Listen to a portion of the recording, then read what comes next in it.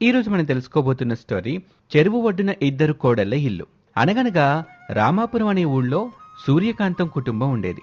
సూర్యకాంతం కుటుంబంలో భర్త రామారావు, పెద్ద కొడుకు రాజేష్, పెద్ద కొడలు కోమలి, చిన్న కొడుకు రమేష్, చిన్న కొడలు చాందిని ఉండేవారు. ఏంటండి ఏదో ఆలోచిస్తున్నట్టున్నారు? అదే, ఆ చెరువు దగ్గర మనకి స్థలం ఉంది కదా, ఆ స్థలాన్ని ఊరికే ఎందుకట్ట వదిలేయటమా అని. ఇంకెప్పుడు ఆ స్థలం గురించి ఎత్తకండి. దయచేసి కుదిరితే అమ్మేద్దాం. ఇంతలోనే అక్కడికి వస్తుంది కోమలి. టీ తీసుకోండి అత్తయ్య. మావయ్య స్థలం అంటున్నారు, అమ్మేస్తామంటున్నారు. ఏంటి విషయం? నీకెందుకు కాములే, స్థలం లేదు ఏం లేదు. ఇంతలోనే అక్కడికి వచ్చిన చాందిని, అత్తమ్మ, ఇలా ఇన్స్టా వీడియో చూడండి. ఒక ఆవిడ ముగ్గేసినందుకు ఎన్ని లైక్స్ వచ్చాయో. అయితే ఇప్పుడు ఏం చేయమంటావు? వాళ్ళకి లైక్లు వస్తే మనకెందుకు చెప్పు. అది కాదత్తమ్మా, ఇప్పుడు ట్రెండింగ్లో ఏముందంటే ముసలి వాళ్ళ వీడియోస్ చేస్తుంటే చాలా పాపులర్ అవుతున్నాయి. అందుకే నేను కూడా మీ చేత వీడియో చేయించాలనుకుంటున్నాను. మొత్తానికి నన్ను ఇందులో లాగాలని అనుకుంటున్నావా? ఇందులో తప్పే ఉంది అత్తమ్మా. నన్ను మాత్రం బయటకు లాక్కమ్మ దయచేసి. సరే, మీ ఇష్టం అత్తమ్మా. మిమ్మల్ని పాపులర్ చేద్దామంటే మీరు ఒప్పుకోవట్లేదు. ఏం చేయను మరి, మీ కర్మ. అంటూ చాందిని అక్కడి నుంచి వెళ్ళిపోతుంది. అదేంటి కాములి, చాందిని అట్లా అంది? వీడియోలు తీయమని నేను అడగలేదుగా. ఈ ఇన్స్టా వల్ల పిచ్చిదైపోతుంది ఏంటో పాపం. తానే నెమ్మదిగా మారుతుందిలేండి అత్తమ్మా. ఇలా రోజులు గడుస్తూ ఉంటాయి. ఒకరోజు సూర్యకాంతం, చాందిని ఎక్కడికి వెళ్తున్నావు? బట్టలని తీసుకుని వెళ్తున్నావు ఎందుకు? చెరువు దగ్గరికి తీసుకుని వెళ్తున్నాను అత్తమ్మా. అదేంటి, మన దగ్గర ఉతకవా? ఉతకొచ్చత్తమ్మా, వాషింగ్ మెషిన్ కూడా ఉంది.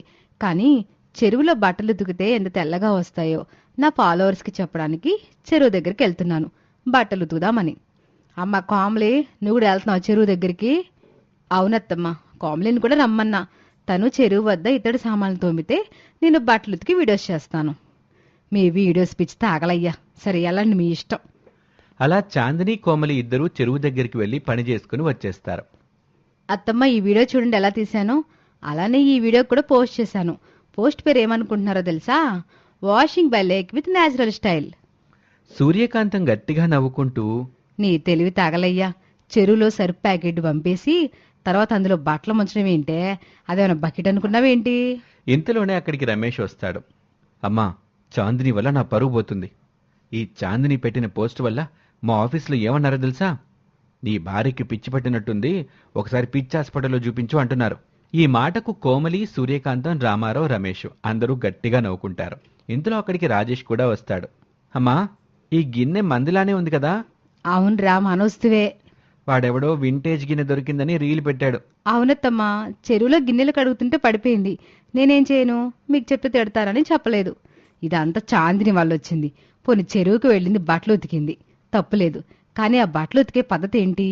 గిన్నె నా చెరువులో పడిపోయిందని బాధ లేదు, కానీ ఆ ఫోన్ చెరువులో ఎందుకు పడిపోలేదు అన్నది నా బాధ అంతా. అలా కొన్ని రోజులు గడిచాయి. ఒకరోజు ఇంటి ఓనర్ వచ్చి, ఏమ్మా, మీరు ఇల్లు ఖాళీ చేయాల్సిందే. ఎందుకండి? మేమిక్కడ పెద్దిల్లు కట్టాలనుకుంటున్నాం. మీకు ఒక నెల టైం ఇస్తాం, ఈలోగా మీరు ఇల్లు ఖాళీ చేయండి. అలా ఇంటి ఓనర్ వెళ్ళిపోయాక, కాంతం, ఓ పని చేద్దామా? చెరువు దగ్గర మనకి ఎట్టాగు స్థలం ఉందిగా, అక్కడే ఓ ఇల్లు కట్టుకుందాం ఆ స్థలంలో ఎట్టి పరిస్థితుల్లోనూ ఇల్లు కట్టుకోవద్దు అంటూ సూర్యకాంతం మార్కెట్కు వెళ్ళిపోయింది. ఇప్పుడు చెప్పండి మావయ్య, ఎప్పుడు మీరు ఆ చెరువు దగ్గర స్థలం పేరెత్తారు కానీ అత్తమ్మ దాని గురించి మాట్లాడరు. ఎందుకు అత్తమ్మ అలా మాట్లాడతారు ప్రతిసారి? ఏమీ లేదమ్మా, కొన్నేళ్ల క్రితం మీ అత్తమ్మకి ఒక కల వచ్చిందంట. ఆ కలలో ఆ చెరువు దగ్గర ఇల్లు కట్టుకున్నట్టు, పెద్ద వర్షాలు పడి చెరువు నుండి నీళ్ళొచ్చి ఇల్లు మునిగిపోయినట్టు మీ అత్తగారికి కల వచ్చింది. ఆ కల మీ అత్తకి రావడమే పాపం. ఆ రోజు నుండి ఆ చెరువు దగ్గర ఇల్లు కట్టాలంటే భయపడిపోతుంది. అంతేనా? ఇంకేమైనా పెద్ద కారణం ఉందని ఏదో ఊహించుకుంటున్నాను మావయ్య నేను. నీకు అలానే అనిపిస్తుందిలే అమ్మా, మీ అత్తగారి ప్రవర్తన చూస్తే అట్టా ఉంది మరి. అయితే అత్తే మనసు మారేలా చేసి మనం చెరువు దగ్గర ఇల్లు కట్టుకునేలా చేయాలి. అలానే దీనికి ఏదో ఒక పథకం చేయాలి. మనిద్దరం కలిసి ఆలోచన చేద్దాం చాందిని. అలా కొన్ని రోజులు గడిచాయి. ఒకరోజు, అత్తమ్మా, మీకు విషయం చెప్పాలి. ఏంటి కామెడీ అది? మన ఊరు సర్పంచ్ రాఘవయ్య తెలుసు కదా, అతను కోటీశ్వరుడు అవ్వాలనుకుంటున్నాడు. అందుకే ఎవరైనా స్థలాలు ఖాళీగా ఉంటే కొనుక్కోవాలి అనుకుంటున్నాడు. మనకేమో ఎక్కడ స్థలాలు లేవు కదా. ఒకవేళ ఉండుంటే ఆ రాఘవయ్య కొనుక్కునేవాడు. ఈ రోజుల్లో స్థలాలు ఉండేవాడే ధనవంతుడు. కొంతమంది మూర్ఖులు ఖాళీగా వదిలేస్తున్నారు అత్తయ్య. అలాంటి స్థలాల్ని ఇలాంటి డబ్బున్న వాళ్ళు అంటే మన రాఘవయ్య లాంటి వాళ్ళు కొనుక్కుంటున్నారనమాట.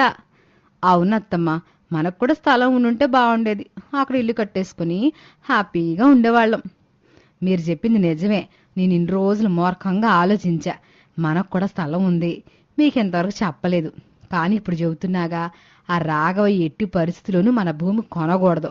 కాబట్టి మనమే అక్కడ ఇల్లు కట్టుకొని ఉండాలి.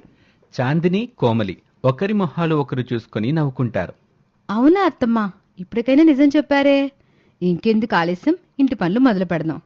యావండి, ఆ ఏర్పాట్లేవో చేయించండి. నువ్వు చెప్పావుగా కాంతం, నేను పని మొదలు పెడతానులే. ఇక మొదట నీ పర్మిషన్ ముఖ్యం. అదొచ్చేసిందిగా, ఇంకెందుకు అవుతాను చెప్పు. మన ఇల్లు అందరూ ఇలా ఉండకూడదు. రాఘవయ్య మన ఇల్లుని చూసి ఆశ్చర్యపోవాలి. సర్లే కాంతం, నువ్వు చెప్పావుగా, ఇంకా బాగా ఆలోచిస్తానులే. అనుకున్నట్టుగానే ఇల్లు కట్టడం పూర్తి చేశారు. పెద్దగా బాగా కట్టారు. గృహప్రవేశానికి అందరూ వచ్చారు. రాఘవయ్య కూడా వచ్చాడు. రండి రాఘవయ్య గారు. ఇల్లు బాగా కట్టారు కాంతం గారు. ఈ ఊళ్ళో మీ ఇల్లే బాగుంది అందరి ఇళ్ళ కంటే. మీరు అలా అంటుంటే మాకు చాలా సంతోషంగా ఉందండి. సరే, మీకు ఈ ఊర్లో స్థలాలు కొంటున్నారంట కదా, మరి అనుకున్నట్టుగానే కొనేశారా? స్థలాలు కొనటం ఏంటండి? అయినా నేను స్థలాలు కొంటున్నానని మీకెవరు చెప్పారు? అసలే ప్రస్తుతం నా పరిస్థితి బాగోలేదు. అప్పులు అయ్యాయి, అవి ముందు తీర్చాలి. అయినా మీకు ఇదంతా ఎవరు చెప్పారండి? ఇదంతా అబద్ధమైతే. సర్లేండి కాంతం గారు, రామారావు గారు, మీ ఇల్లు అయితే బాగుంది. ఆలస్యమైంది, ఇక వెళ్ళొస్తాను. రాఘవయ్య వెళ్ళిపోయాక రామారావు, సూర్యకాంతం ఇద్దరూ దిక్కులు చూస్తూ ఉంటారు. ఇదంతా మీ ఐడియానే కదా? ఎప్పటి నుండో మీకు చెరువు దగ్గర ఇల్లు కట్టుకోవడం ఇష్టం కనుక ఇట అబద్ధం చెప్పి ఇల్లు పూర్తి చేశారు. మీకు ఇది తప్పుగా అనిపించడం లేదు? తప్పే ఉంది అత్తమ్మ. చక్కగా ఇల్లు కట్టుకున్నా సుఖంగా ఉన్నాము. అవునత్తమ్మ, ఈ స్థలం లేని వాళ్ళు చాలా మంది ఉన్నారు. అలాంటిది మనకి స్థలం ఉంది. వృధాగా వదిలేయడం ఎందుకు చెప్పండి? ఒకసారి ఆలోచించండి అత్తమ్మ. మీరు చెప్పింది కూడా నిజమేలే కోడలారా. ఇన్స్టాలో పోస్ట్ పెట్టడం మర్చిపోయా. ఈ ఇల్లు మాత్రని పెట్టాలి. అమ్మయ్యా, బతికించావే. అదేంటత్తమ్మ అలా అన్నారు? ఈ ఇల్లు మత్తదని పోస్ట్ పెట్టకుండా ఈ ఇల్లు మత్తే కట్టిందని పెట్టలేదు. దానికి సంతోషంగా ఉందమ్మా. కాంతం అన్న మాటలకి ఇంట్లో వాళ్ళందరూ నవ్వుకుంటారు. ఇది వాళ్ళటి కథ. మరొక ఆసక్తికర కథలో మళ్ళీ కలుద్దాం. అంతవరకు సెలవు. నమస్తే.